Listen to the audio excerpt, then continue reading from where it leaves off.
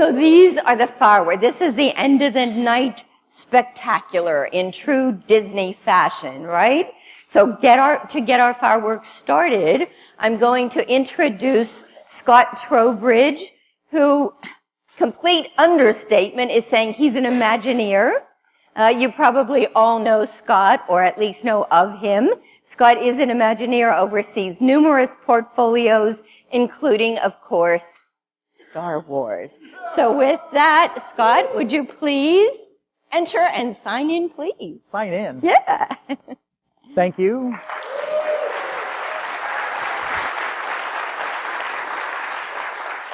So we're going to get a little less formal now, and I'm not really going to give a presentation. This is going to be a conversation. You can see a dialogue. So we want to talk a little bit about something that's important to me, which is about all the great stuff we've heard about today and the examples given. What I want to talk a little bit about and have a dialogue and a conversation around is this idea of inviting people to step into these stories, right? The important part of the S in SATE is story, right? It all starts with story. And I do feel like it's an appropriate lens to use some great big stories as examples. Today, I think we're going to use Star Wars as that example. And talk about how we can invite people to step into that story, right? And Star Wars is a great example because it represents everything we love about stories. It's an epic-sized story. It's myth. It's Joseph Campbell 101. It is the prototype for big stories. And as you know, we at the Walt Disney Company have been actually working with Lucasfilm and our partners to bring Star Wars into the parks for almost 30 years. It's actually been part of the Disney park experience, almost 30 years now. And starting with things like Star Tours and our Jedi Training Academy live experience. In fact, if you think about those first two examples, Star Tours and the Jedi Training Experience, which started in Disneyland, those experiences have now propagated across the globe, kind of inviting guests globally now to step into that story. Jedi Training Academy is actually a good example of how we're continuing this legacy. Starting in Disneyland, we've actually just opened a new one this summer in Paris. A new, an evolved story, an evolved set of characters, an evolved experience that again invites our guests to become part of that Jedi story. The other ways we've been bringing this to life for 15 years, actually, at Walt Disney World in Orlando, we've had Star Wars weekends. And literally invited the Star Wars biggest fans to come once a year together to celebrate the stories, to celebrate the movies, to celebrate the actors and the people behind the scenes who brought that fabulous set of characters and stories to life. And they get to kind of live that together for what started off as a weekend has become many, many weekends. And then that leads us to where we are today, which is there's been an awakening. Have you felt it? Star Wars is, at the end of this year, will be experiencing a rebirth, if you will, certainly an invigoration in mid-December, December 18th, if anybody's counting, here in the U.S., 17th if you happen to be in the U.K. Star Wars The Force Awakens, or Episode 7 as some call it, will be launching and kind of relaunching the stories that built this franchise. If you're a fan of the Disney Park Experience, you may have noticed this has already kind of hit the Disney Park Experience, starting this May with some new Episode 7 footage in our World of Color show. We've got other projects we've announced, our Star Wars launch bays, which will be in Anaheim, Orlando, and Shanghai, a place where the fans can come together to celebrate all things Star Wars and see the latest and greatest of what's happening in the Star Wars universe. And about a month ago now, about 4 weeks ago, we actually announced some fairly major, ambitious Star Wars initiatives with 2 new lands coming to Walt Disney World and Disneyland. Yeah. And these will hopefully represent everything we've been talking about taking architecture, taking technology, building an environment, an immersive environment, filling it with amazing stories and compelling, engaging characters to bring these places to life. And speaking of compelling stories, engaging characters, and bringing these stories to life, if we really want to talk about where this began, I think we actually have to go a long time ago to a galaxy far, far away.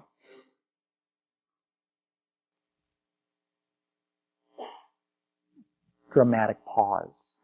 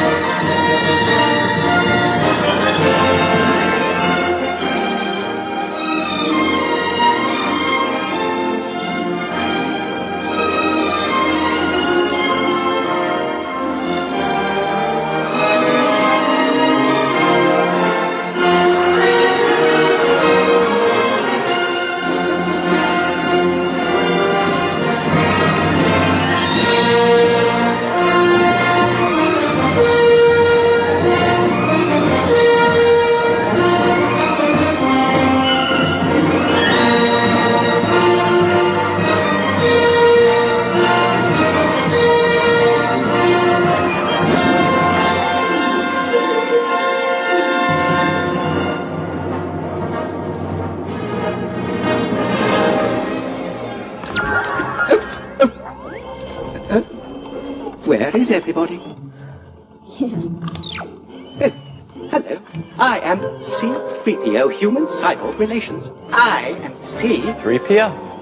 I am C-3PO Human Cyborg Relations. My facilities are at your... Oh, really? How many languages do you speak? I am fluent in over 6 million forms of communication and can readily... Splendid. I suppose you're programmed for etiquette and protocol. Protocol? Why, it's my primary function, sir. I am well versed in all the customs. I have no need for a protocol drive. Sir, might I suggest that you... It can wait. I'm not sure this floor is entirely stable. Don't you call me a mindless philosopher, you overweight glob of grease. Wait! Stop! How typical. Come on. The possibility of successfully navigating an asteroid field is approximately 3,720 to 1. Never tell me the odds. Of course I can, sir. It's like a second language to me. I'm a Yeah, all right, shut up. How rude. Let the Wookiee win.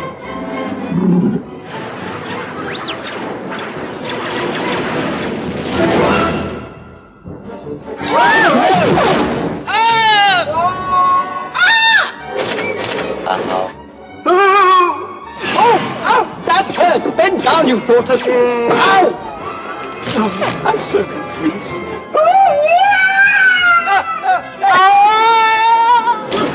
Help! Somebody help! Surrender is a perfectly acceptable alternative in extreme circumstances. The Empire may be gracious enough. Thanks. And now, please welcome the man inside C-3PO, Anthony Daniels.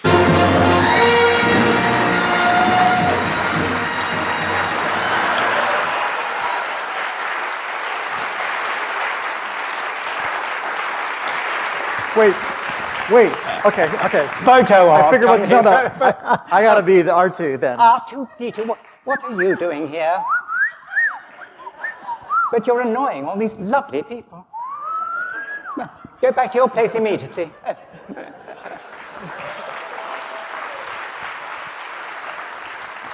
Well, come here for a photo op. Come, quick photo op. Here we go. Okay, you want a photo op? Here we go. There we go.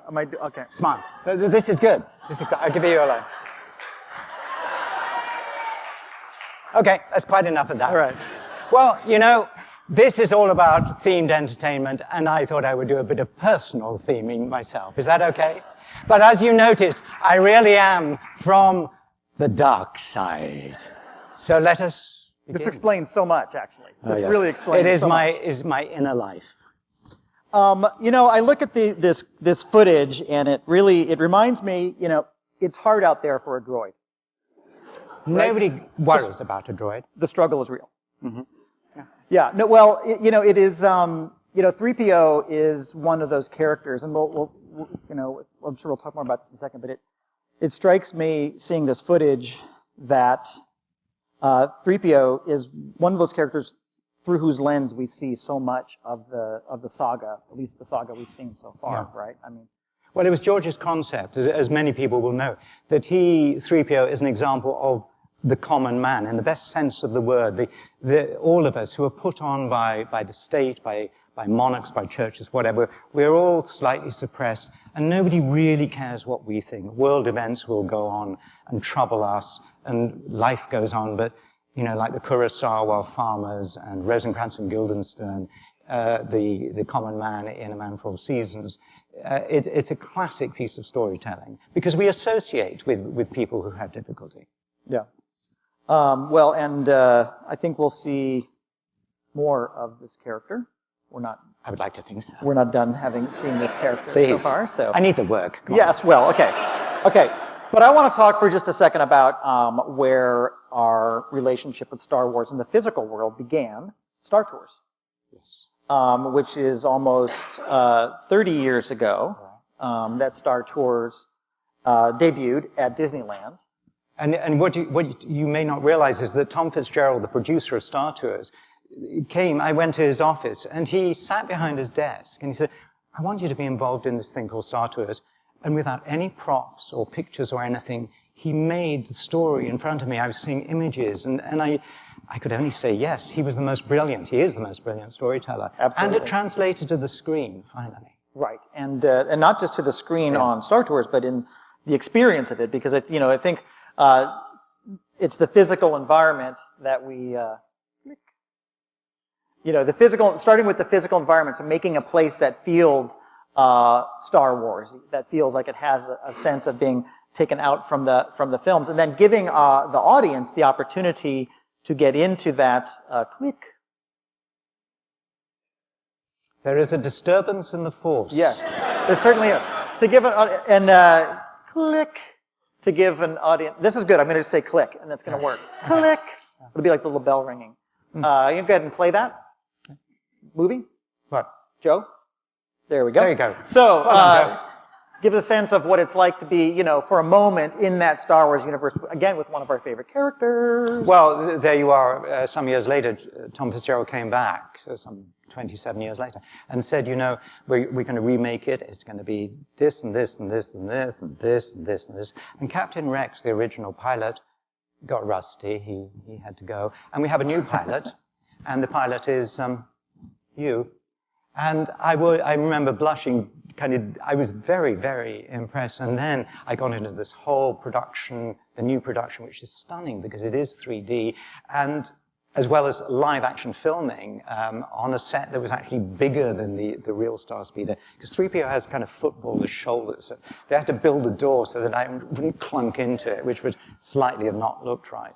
And then we also did some digital C-3PO. And then I spent 3 days, I think, dubbing the dialogue. And regularly I would miss my cue because I was so astounded by what I was seeing. And when you did that dubbing, I happen to know that you actually did it in multiple languages. Oh, well, this time, because I've got, in the original show, the pre-show, which you all know about, 3PO is kind of there, R2's mending the spaceship, and he's rubbish, as you know, so I'm there at the controls, and talking to him there. And Tom asked me if I would actually record the scene, as it were, dressed a bit like this. And so, they had a camera, and they said, oh, you can't move your feet. You can't, because here, you can see, they explained that all the animatronic controls come up through 3PO's left leg. Spoiling the magic! Oh, sorry about that. So there I was, so I did that. And we recorded about a 12-minute loop performance. And so later, a few months later, they came back to me and said, do you talk French? And I said, well, a little bit, yes. And they said, well, could you do the scene in the whole thing? So I did. I recorded exactly the same words, but in French. And they paid me very nicely, and, well, actually, it was Disney. They paid me, okay. You promised you wouldn't say things like that. You promised. I'll be good. This is the voices again, aren't they? Oh, yes. Yes. We're being watched. And then they came back and said, it's kind of interesting the French take twice as long to say anything. So we had to cut the script in half and fix it to the animation. They paid me a second time. Cool. Okay, so let's talk for a second. So I think you also, in addition to being, multilingual and multi-paychecked, you have another, I think, unique perspective in this, in the world of Star Wars, which is this huge phenomenon in terms of a story franchise and a story universe that engages people. Because you've been there from the very beginning. Mm-hmm. You saw it through the lens of George Lucas and subsequent filmmakers. You've seen it through the lens of people who want to step into this world and play a role in it, a part of that themselves. And you've seen it at our parks. You've seen it in other things, in the Comic-Cons and the Star Wars celebrations of the world. And you've seen it sometimes as an audience member, as a fan yourself. I think you have this unique perspective, possibly, on what makes Star Wars so compelling to so many people. Well, maybe, I don't know, maybe, I've had some wonderful talks today about, many of you really understand what the customer is looking for. And yes, I have seen it through all sorts of eyes. And of course, you're in the movie, you only see the bits you're in, and then quite a few of those bits are missing because they'll be put in later. So the movie will always come as a big surprise. The biggest surprise in the original Star Wars was that when I was talking to R2-D2, there was nothing coming back. It was entirely one, where are you going? Well, what makes you think there's settlements over there? But that was, and then it was Ben Burt who eventually, in post-production, put all those beeps in. So that was a huge surprise, because I didn't know what was going on.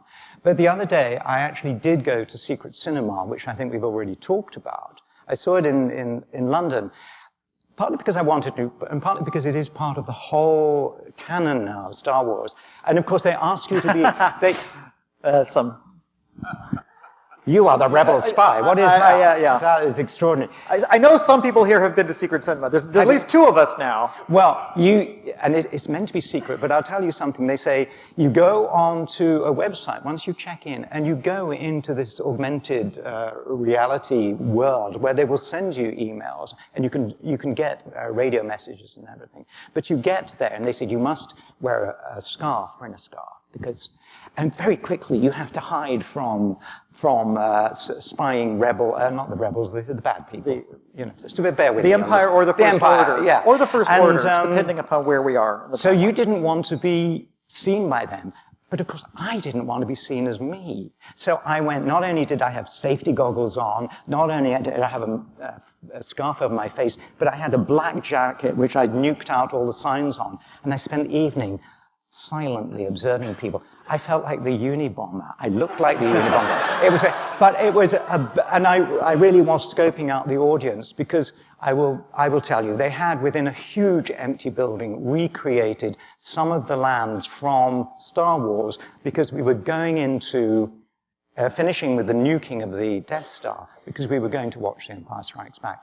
And it was truly, truly immersive. You had a whole village with life going on, with things to buy and eat and so on. And you saw people who had come in costume, who were really giving it all that they had. And when I was originally in the first films, I didn't totally get what was going on. I wasn't particularly into science fiction. I refused the job interview, all of that kind of thing. And so when the fans went kind of crazy, and remember there was no advertising budget, it went viral on its own very quickly. I didn't quite understand what they saw. Empire Strikes Back, same thing. The film with the furry things. Ewoks. No. Hands up. I hope that's what you're talking about. Okay. And it's only been in latter years, and particularly because of a concert series that I was involved in, Star Wars in Concert. Anybody see Star Wars in Concert? In a most brilliant orchestral experience with lights and lasers and all that kind of thing. And because it was in a sports arena, usually, like the biggest audience was 25,000 people here. Live on stage, me narrating, dressed a bit like this, audience whacking it out there with John's music. And what I got back was this tremendous something. You can't buy it, you can't put a label on it, it's not in a bottle. The warmth, the love, the affection for everything to do with Star Wars. Even Jar Jar Binks, even the Ewoks. What you get from a live experience is that kind of two-way, there's something, I don't know, ephemeral about it, and gorgeous. And so, huge screen there, huge LED screen, and people almost taking part, almost being a part of the live show. I would kill to do it again. Well, and that music. And I should say, it gave me a huge respect. I finally understood what they were getting. The fact that I didn't get it, I got it by proxy, if you see what I mean, finally. By seeing it through the eyes or through the lens of an audience. Yeah. So what is it that you think inspires people to dress up and go to secret cinema or to dress up and go to these things? Why do people want to be a part of that world? So, somebody spoke earlier today about wanting to be the hero, didn't they? They wanted to be the hero. They didn't want to watch the hero. Something happened, a very curious happenstance happened in 1977 when Star Wars came out, as far as I've been told, as far as I remember. And it sort of makes sense. That period wasn't great. The Vietnam War was going on, other stuff was going on. Films weren't that, we'd have Jaws, which was, obviously terrific in a way. But we'd had things like French Connection, which is a totally other knockout film, but a different style. Then Star Wars, and I don't often use the word zeitgeist, but I think it was a moment of zeitgeist where it just hit the moment. The Force happened. It all came together in the strangest way. Timing, people's interest, a novel take on something that was almost on your planet but wasn't. And then we didn't have the phrase viral then, going viral, but it went viral very quickly. And then it became, well, there wasn't even any video.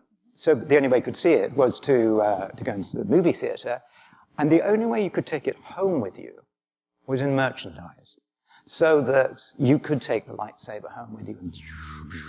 So the idea of role play, of play theater, of doing it yourself, became really quite instinctual. And the merchandise, especially, if you think about the dolls, one of George's genius moments, or its marketing people's genius moments. What do we call this? Is it a doll? It's an action figure. How many people have got action figures? How many people have got lightsabers? You get a discount. You work for Disney. Okay. One of the loveliest things, but just back to that thing of the concert, I remember I did a lot of interviews on the press and TV and so on. And one time I was at the BBC in England, and they had this really snooty woman, quite famous newscaster, because we were doing it at the O2 Arena. And yes, Star Wars, yes, John Williams music, awfully good, yes. And you played CP3, yes. And so it goes on, and I put up with that kind of thing.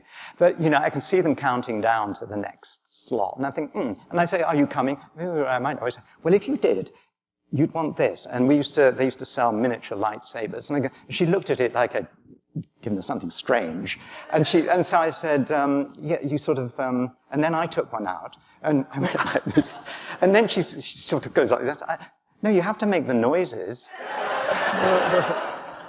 And the crew are absolutely loving it. Anyway, sorry. Well, that idea of being that Jedi, being the hero, of holding that, unique weapon. It was a hugely iconic piece of an artifact. Yeah. Well, it still is. Just take very much so. I think we saw some of the reaction when some footage from the new film that comes out in December was released that showed a different form of a lightsaber. And with the cross on. Yeah. People disapprove of it. Do you realize, it's come to me that the audience now worldwide, and it just is worldwide, have a sort of ownership of this stuff. And if you come up with something they don't like, they will tell you vociferously. Oh, yes, they will. They will. Yeah. Which is interesting because at a certain point in time, and I'd like you to talk about this, because you and I have talked about this in the past, it feels like Star Wars as a phenomenon, it really did become, it became part of the public, the audience, the fans. Really, it's their franchise. Since 1977, when it came out, there are now three. You've got the grandparents, the parents, and the children. So we do, at this moment, have three generations. And again, back to the concert, in these halls, I could see the first few rows. And sometimes, early on, I would see kids, really small kids, and I think, it's going to be a nightmare. They're going to, and they just sat there, absolutely. And it was a peachy moment for me. And another moment with children that I love is where somebody will come up to me, a parent, and they say, my little boy doesn't really believe that you're C-3PO. And, why would he? He's looking up at this old man, white hair, in a black, whatever.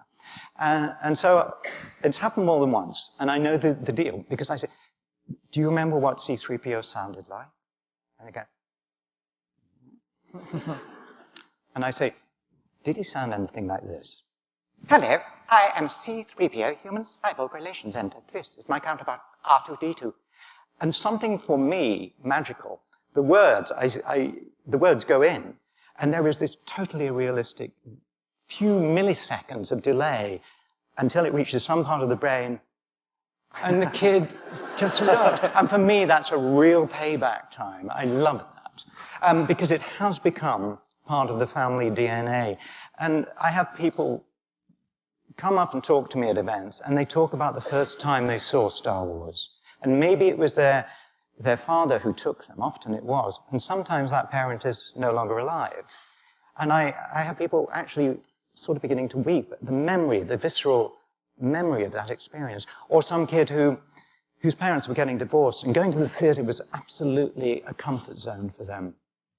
And the other day somebody said he was so entranced by seeing it for the first time, he spent the entire day in the movie theater. And when they searched the toilets, he was kind of, up there like that. And when he got home, he got a real slap because his parents were about to get the police because he disappeared. So it has become part of the timeline of pretty much every family you can think of. Right. And the way those people have engaged with it, I think, is also very unique. I'm not sure that I've seen it in other places. There may be a few other story franchises where people have invested themselves so much in it and have wanted to participate in it versus just watch the films, but actually participate. I think what we've seen at, I don't know if you're familiar with, there's this group called the 501st. The 501st, we call them. People who know them call the 501st. Well, I was trying to be polite. There are times that I've seen exhibits like this, and you just pray that they're on your side, that they're good people. Because, and actually for those who don't know, it's really a cosplay, a costuming group who choose, and now there is the goodies. Who are the goodies? The rebels. The rebels or the resistance, depending on when the timeline goes. There's too many details here.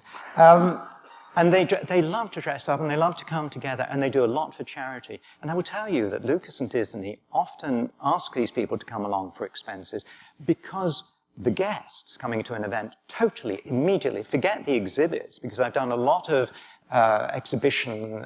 museum exhibitions and art exhibitions.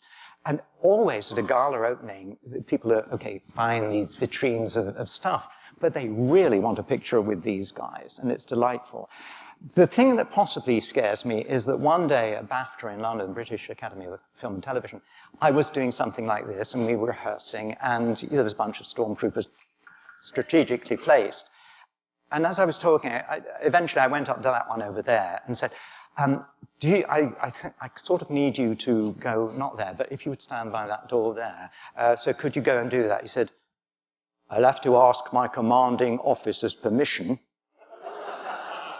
I mean, that's scary. He was so into the role play that he would not move without being ordered to. But they are wonderful. Here's an example of where science meets imagination, which was promoting, particularly for children, the idea that science, the hover car, does exist. Lightsabers don't, but robots do. What's interesting about the picture you're seeing now?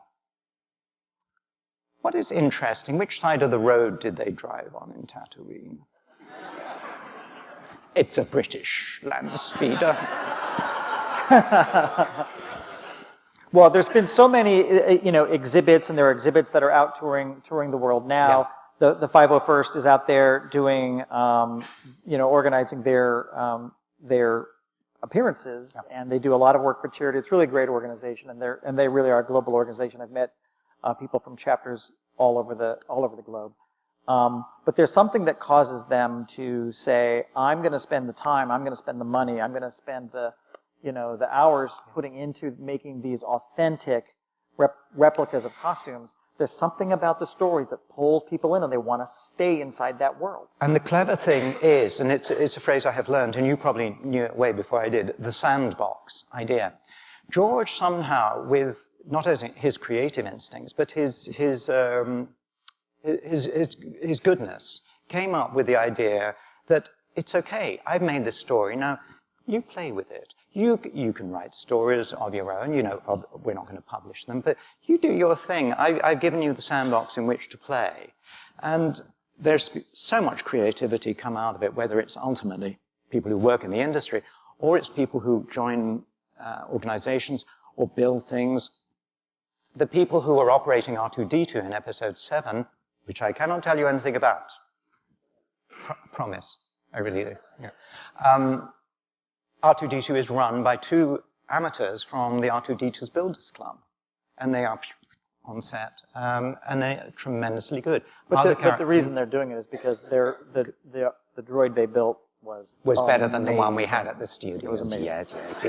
It was amazing. It is amazing. It's absolutely superb. Anybody seen BB-8?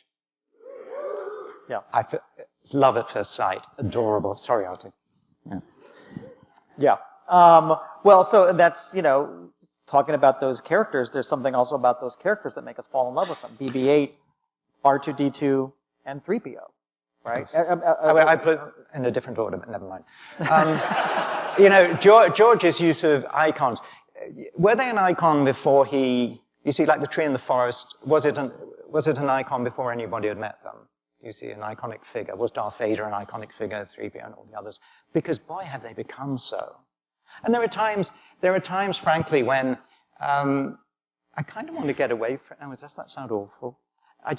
Everywhere I go in the world, there is either John's wonderful music, which is part of its wonder, is induced children into listening to what they don't know is classical music. You don't call it classical, John Williams score. You see signs because it has become part of our world. There are references everywhere. And you used a phrase to me earlier today, this lizard memory. Oh, the lizard brain. The lizard brain. Has anybody else heard that word? Well, doesn't that make me? Yeah, so we were talking about how, and this is one of the things I'm really super excited about, bringing this to life in the new immersive lands for Star Wars that we're working on. And it's what we all do when we make these compelling immersive environments, and that is to work with all of the senses. Star Wars has been an amazing visual feast, right? And it's been an intellectual, a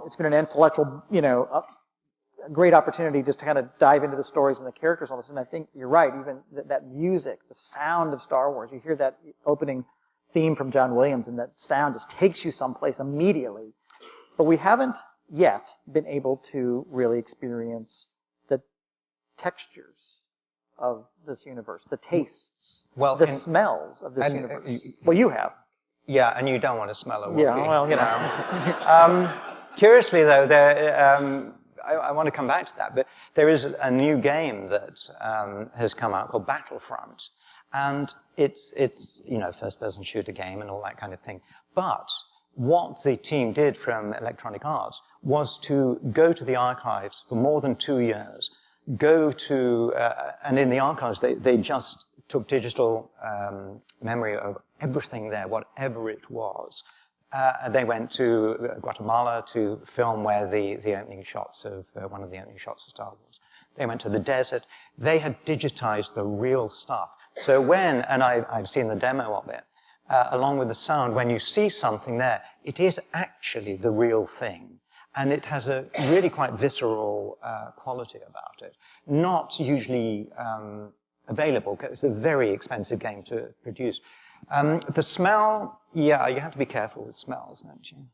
I mean, Ewoks in the... Anyway, never mind. Well, but still, I think in terms of bringing it to life, Yeah. and there are certain things like, odor, taste, those are certain of those things that kind of bypass rational thought and go straight to the lizard brain. Well, I was talking about soaring.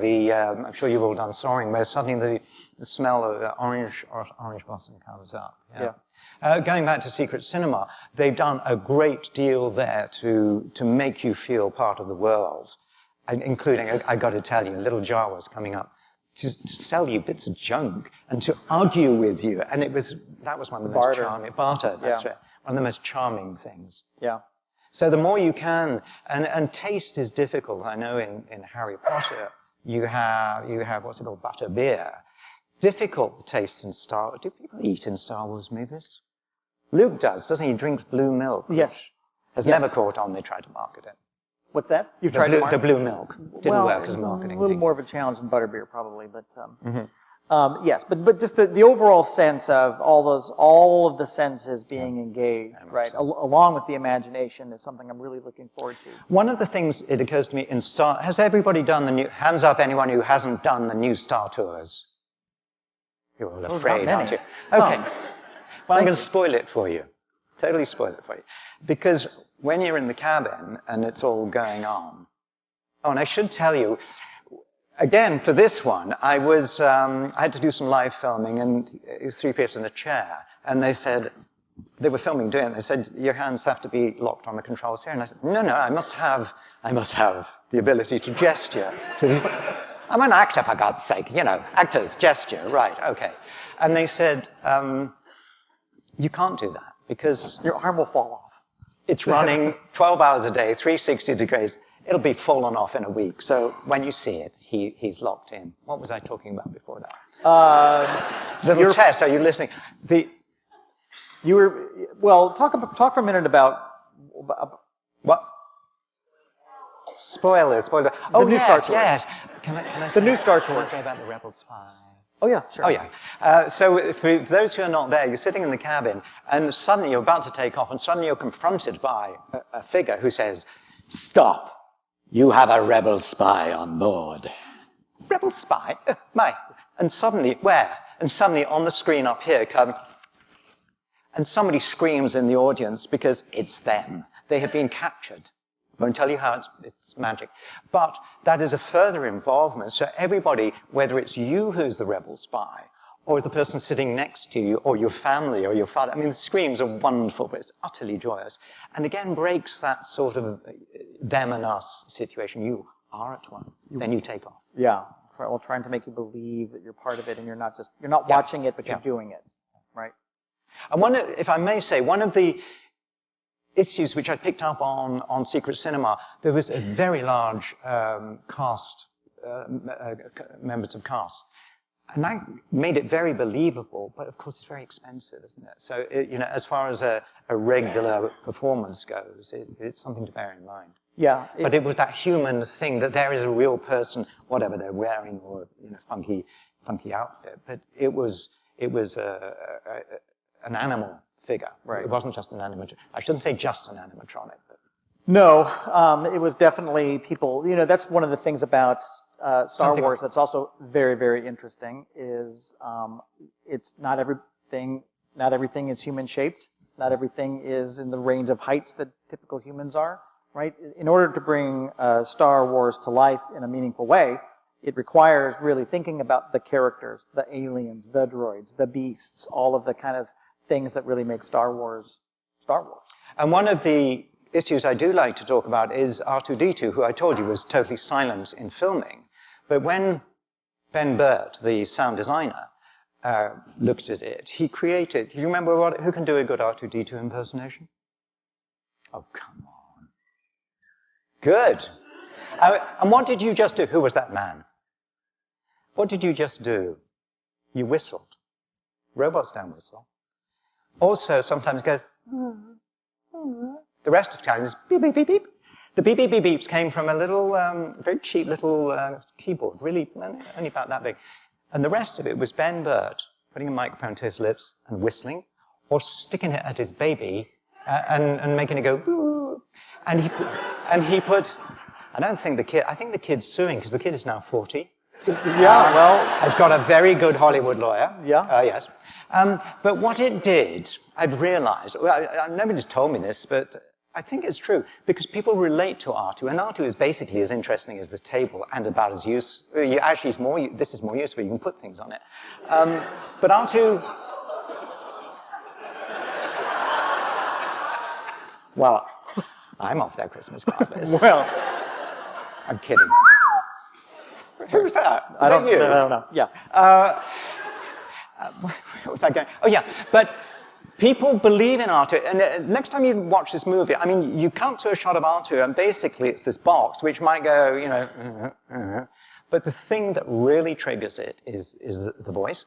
And the thing that makes you believe that this basically traffic bollard thing has a personality is the whistle, is the baby's. It gives it it helps in the anthropomorphism. Difficult word. Wow. Went better at rehearsal. No, well, no, that's good. Yeah.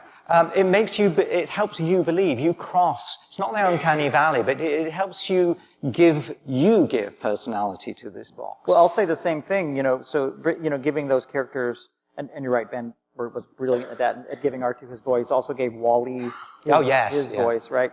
But C-3PO, remember him? Oh, yeah. I always hoped George would give me one of these drawings. Is it over? No. Okay.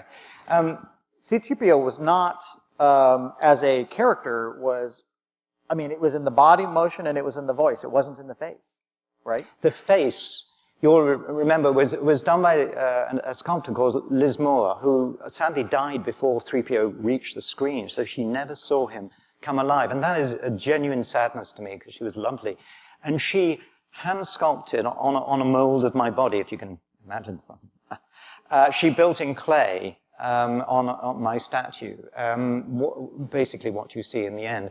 And one of the lovely things she did was, as I believe all good sculptors do, is to make him not symmetrical. So if you really look at him, he has the very slight asymmetry which most of us have as humans.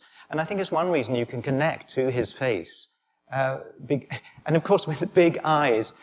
And you probably don't know, but I refused to meet George Lucas in the beginning, because I was a rather serious actor, and rather snobby about the whole thing.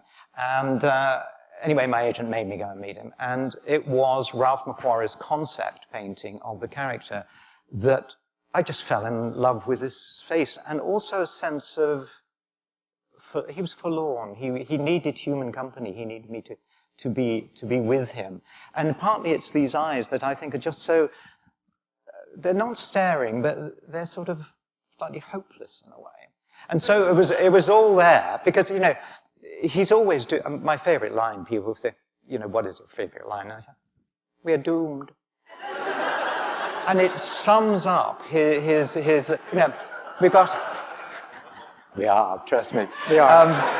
We are. But I got to follow back what it is. Something about, you know, the life of a droid. It'll come back to me. I forget the words now. It's all been so long ago. But then, of course, we come to the voice. And George we talked roughly about it. We talked about HAL in 2001, A Space Odyssey. Truly one of the most remarkable pieces of film production from a red light. Do you remember, think back, you had this red light, and was it Claude Rains' voice? A voice of an actor just spoke, and then brilliant editing where you could just look at the light and then you'd look at it lip reading. It was one of those sinister scenes as it overhears the astronauts planning to kill him. And that was one of the few films that we talked about. And how, you're hurting me, Dave. He had a really calm voice. Do you remember? And totally wrong for him, because I read the script. The magic of 3PO, the magic of George's script, dramatic magic, dramatic irony, is that 3PO is always in the wrong place, isn't he? He's designed for protocol and etiquette. He's there for the cocktails and all that kind of thing, and the canapes. He's not there for the whiz-bangs and stuff. And then to give him the counterpart, which is a classic thing, you know, of R2-D2. Very clever. So I did all the voices were going along with a microphone here and a transmitter right where it is today.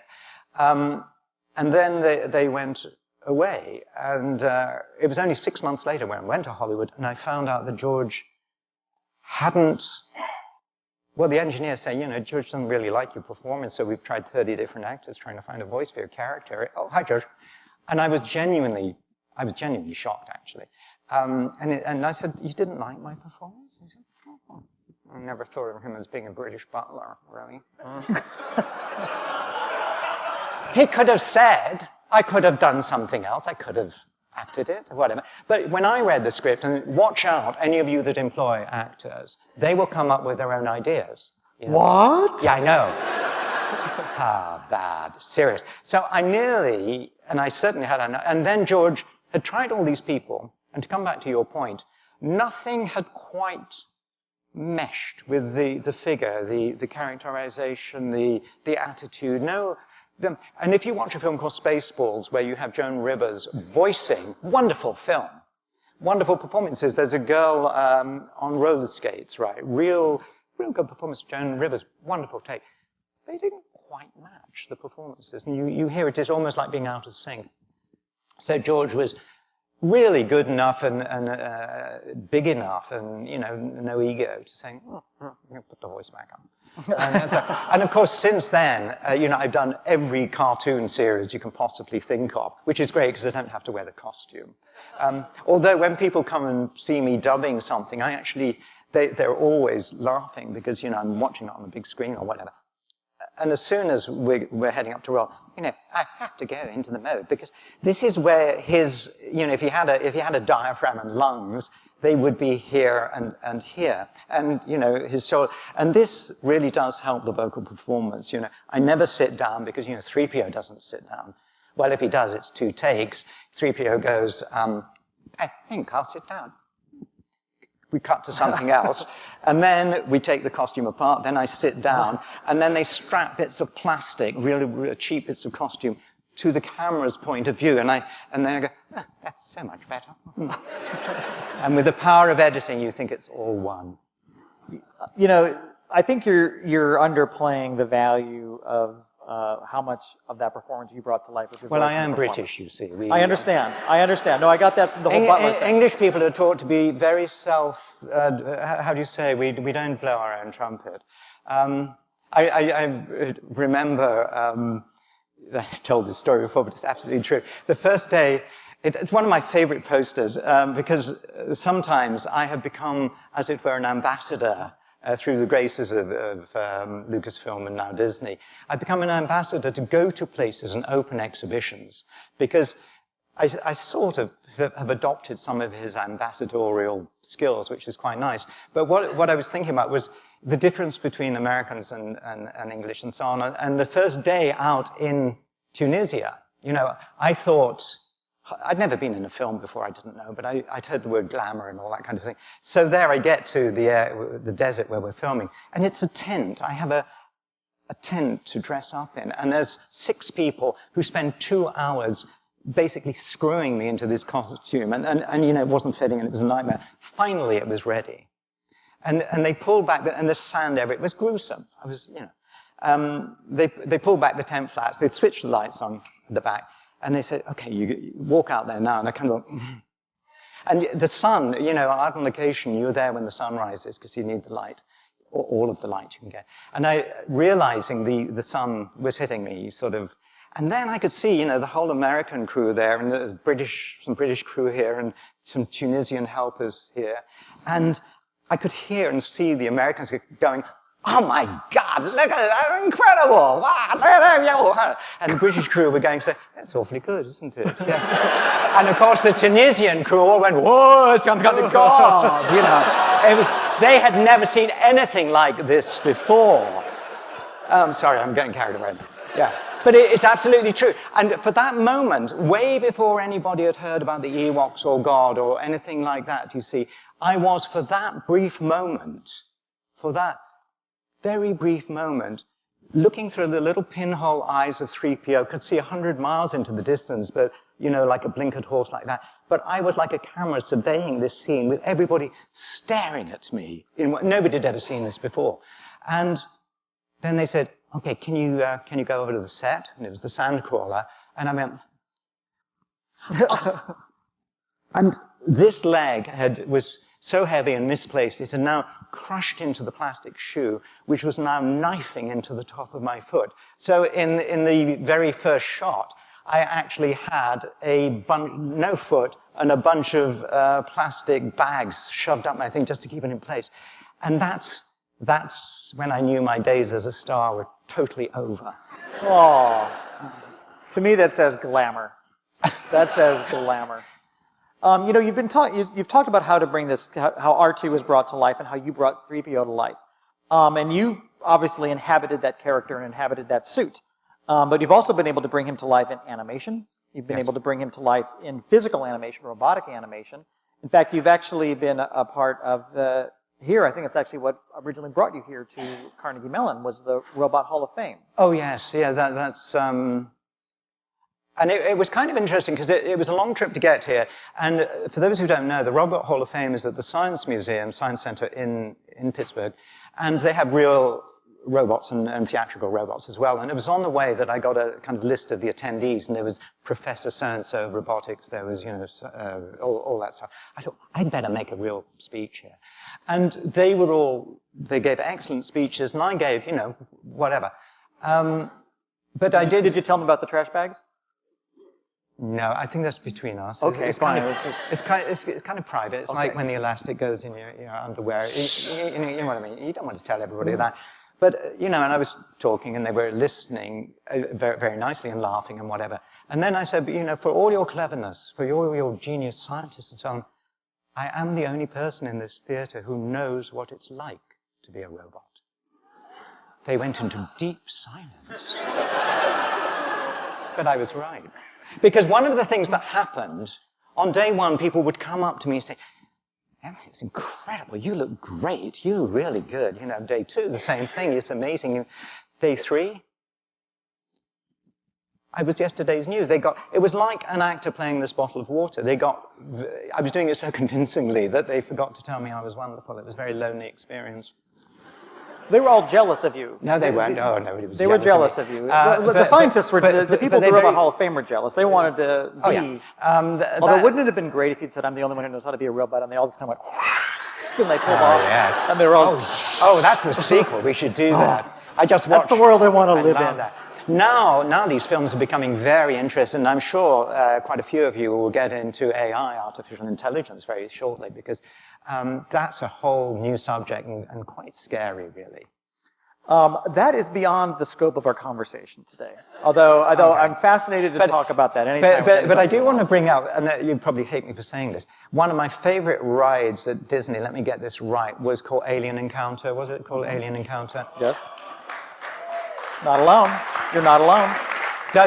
For anybody who didn't know it, you had a terrific pre-show with live actors and all that kind of thing, convincing you were in a kind of scientific medical establishment where something weird had been brought in. So you go into this circular lecture theater with a huge glass door. A cylinder thing. Your cylinder. And you sat in these sort of comfy chairs with like wings on them and whatever. And somebody came and, you know, said such and such about the thing, and that this alien had been captured and whatever. It was very, very dangerous, had to be behind glass. And yes, suddenly with the light change, there was this alien, I mean, a really scary alien figure. And then the lights went out. Well, you know the rest of the story. When the lights came on, what had happened? The glass was all smashed, and the alien was gone. What happened next? The lights went out again. Think about it. The use of 4D, the breath, people were screaming, the air jets, the sounds in your ears. It was brilliant. Is it still there? It isn't. Why is that?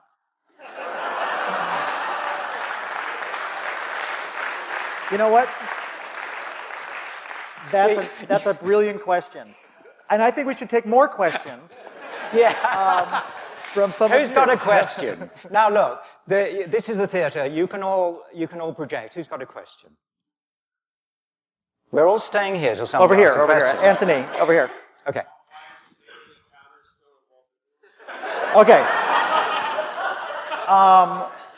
you know, we often have to make choices about what to, you know, how to best use our space and the time of people's day and trying to entertain as many people as we can. And there are some shows, Alien Encounter it was a great show, but it was actually a really, really scary show for a big part of our audience. And so, you know, we oftentimes, you know, you kind of talked earlier about not wanting to give away secrets for the stories, right? Not give away spoilers. Well, we don't want people to necessarily know every single thing that's going to happen. You want the element of surprise. You want the element of discovery. And so there are a lot of people who go to some of our shows not having a clue about what they are. And if you are going with a broad demographic, you've got the grandparents and the grandchildren and the whole thing, and you're attacked by an alien, and there's something in your shirt, and oh my gosh, what's on my head, and oh my god, it's eating my brain. Turns out that not everybody wants that. Right. Which land was it in, as a matter of interest? Was it? It was in Tomorrowland. It was Tomorrowland, yeah. At least it wasn't in the Magic Kingdom, because that would have been. It was in the Magic Kingdom. It was. Yes, it was in the Magic Kingdom. Yes. Another question. Such an opportunity to participate and bring life to this character over these many years. What would you still like to express with the character that you've not been able to date? What would I like to express with the character that I haven't? One of the things that genuinely has in very briefly in one of the prequels, the second one, I think, where, you know, 3PO was this puppet figure. So it was a real puppet strapped at this point to my body. So I'm carrying this whole thing with sticks and attached to my feet and all that kind of thing. And 3PO was sitting there in the garage one night and on the homestead on Tatooine. And in walks Padme Amidala, very nice blue dressing gown thing. And she said something like, "Oh, can't you sleep either, 3PO? Oh, I don't actually sleep. I sometimes switch off for a while. Are you happy here, 3PO? Well, I'm not unhappy. It's just being like this. Like what, 3PO? Naked, if you'll pardon the expression." And he went on to explain that the little boy who made him hadn't had time to put coverings on 3PO. And you could just see protocol and etiquette. He'd been walking around naked for 18 years. And of course, being Lucasfilm, oh, but there's a box of coverings right here. I never noticed. 18 years living in a row. And the scene ended with her offering, Natalie Portman offering a chest piece up. He went away. And then you came back, and there she was with the face. I was wearing just the eyes on a rig. And Natalie was sort of trying to position, took a few takes to get it right, to contact with the fridge magnets around my face. And there suddenly, 3PO was whole, and he was so, and the rest of the family were thrilled and whatever. And of course, George eventually realized in the edit that it'd be far better to go off and kill sand people instead of all this schmaltzy stuff. So, and in answer to your question, there is a pathos in 3PO and his lot in life. His lot of suffering in life. There's a quiet element that never got explored, which, you know, it's not sexy, it's not violent, it's not chase sequences, there's no lightsaber, but there is a forlornness about him, which, I take you back to the original picture by Ralph McQuarrie, the painting. And it's that side I kind of would like to do. You know, a table is a table until you put something on it, then it's a place to put a bottle of water or a queuing thing. 3PO is a machine. It depends where you put the machine, what you give the machine to do. You know, washing machine's a washing machine, but if you put in whites and colors together, they're going to do something weird. So, in answer to your question, yeah, I'd like a little more, I think, is pathos the word? Or bathos? It certainly is for 3PO. It is. Moving quickly on then, before I cry. Another question. Is it home time? Great. Well, if there are, one more? What? There's a microphone to your right there, yeah. Hi, Mr. Daniels. Hello. Well, I do popping and I do some robots sometimes. I was wondering how you got ready for your robot role in 3CPO. How do I get ready for the robot? I go to the gym most mornings. I mean, seriously, look, I took the morning off because it's been a long day. I really do have, quite simply, have to get back in that costume, and it doesn't go anywhere, you know. But also, one of the other things I have to do with no peripheral vision is to really rehearse very carefully where a prop is or a person is. I mean, one of the problem with Ewoks is I used to say to all these guys, look, can we stick to what we rehearsed? Because when I'm in the costume, you know, I can't, oh yeah. So, of course, one day I said, ooh. We had another one, we had a spare, it came. Yeah. It was all right. Really, it's always in the script, you know, in a good script, it's there. And people say, how do you get back into the character? It never leaves me. And often I will change his vocabulary because he has a slightly old-fashioned way of putting things, which again, slightly, you know, he talks with rather odd emphases sometimes, and that slightly higher, readier type pitch, you know, helps. But also his choice of words, his language is slightly arcane and sort of slightly distancing. Another question? Yes, ma'am.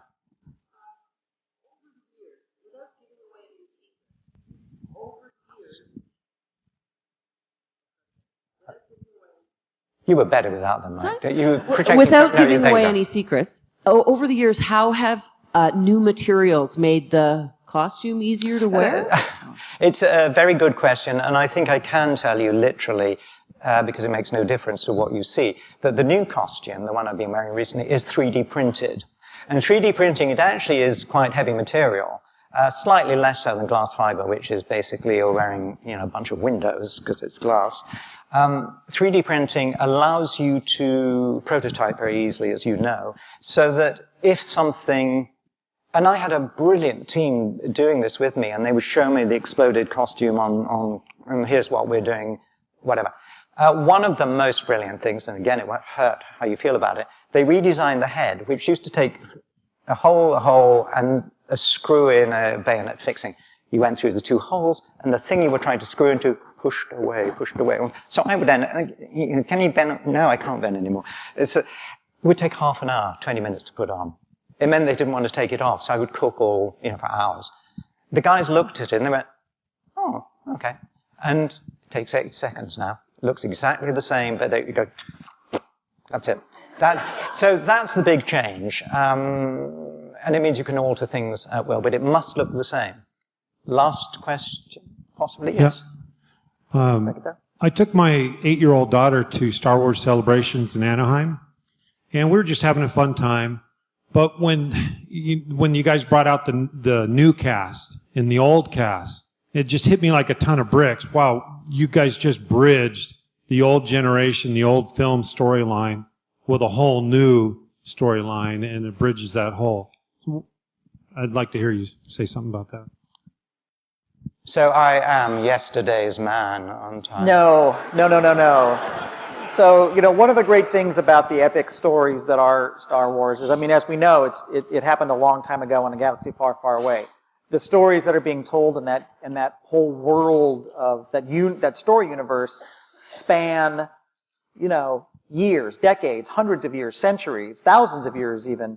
If you think about all of the storylines between the epic saga that we know, Clone Wars, Rebels, some of the games, and some of the stories that are being told in the novelizations, there are thousands of planets. There's planets we have yet to discover and explore.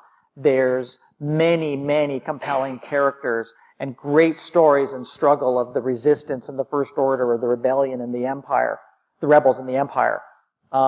There are amazing stories to be told in this universe, and I think what George did, and you've said this before, is the sandbox he's created. It's not just a sandbox for us as fans to play in and to participate, but it's also a sandbox for storytellers to play in. You know, we've had the opportunity to talk with some of we work very closely with the people who are working on the new stories and where the new stories are headed.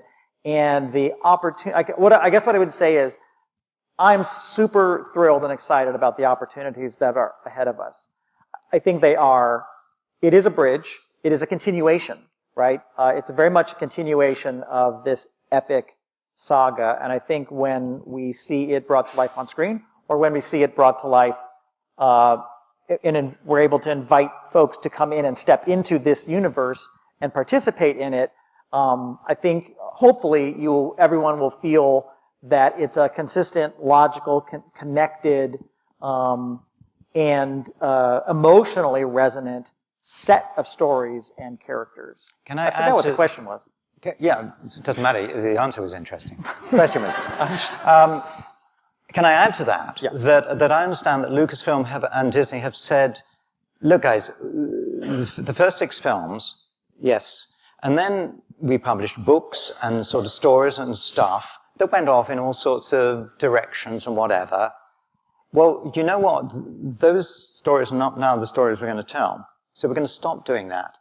They still exist. They are still part of the beloved canon of Star Wars, but it's a kind of different set over there. And now we're going to go, so believe in those stories, love those stories, but now just put them on the side for now because we are going in a different direction. So something has happened to a character in a story over here.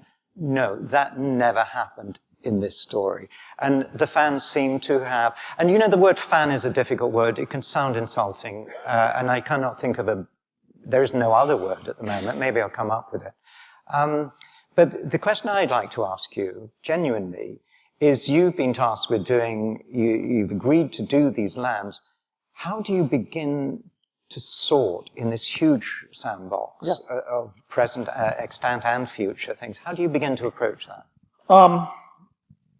I look forward to actually spending a lot of time talking about these at some point in the future when we can talk about details, which we can't do today. Well, it's more the process. I will say this, though.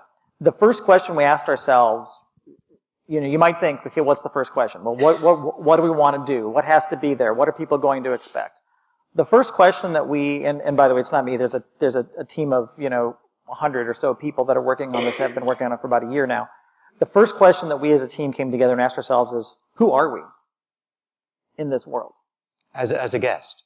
As a character, as a participant, as a citizen, as a rebel, as a smuggler, as a stormtrooper. Who are we? Because if we understand who we are, what our relationship with this place is, everything can kind of fall off from that. So the first question we asked ourselves was, who are we, or who do we want to be? And I think that's how we really started the process. And then how do we make it authentic? How do we make it immersive? And how do we make it believable?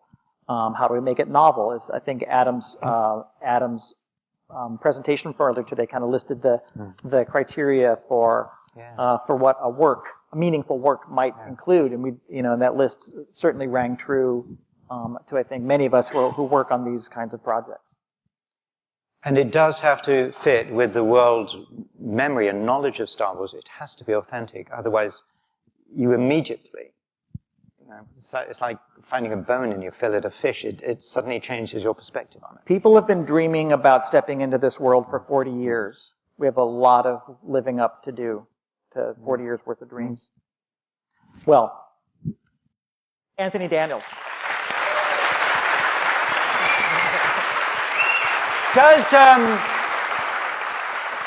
Does anybody know what the force push is?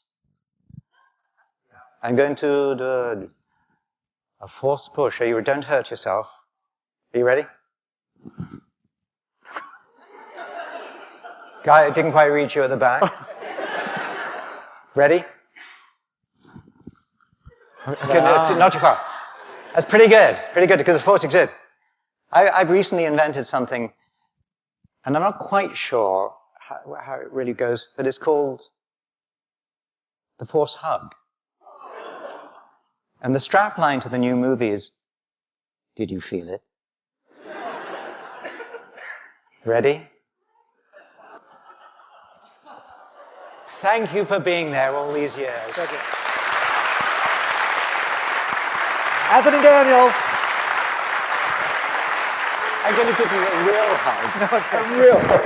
That's a real one. I felt it. I felt it. Okay, thank you.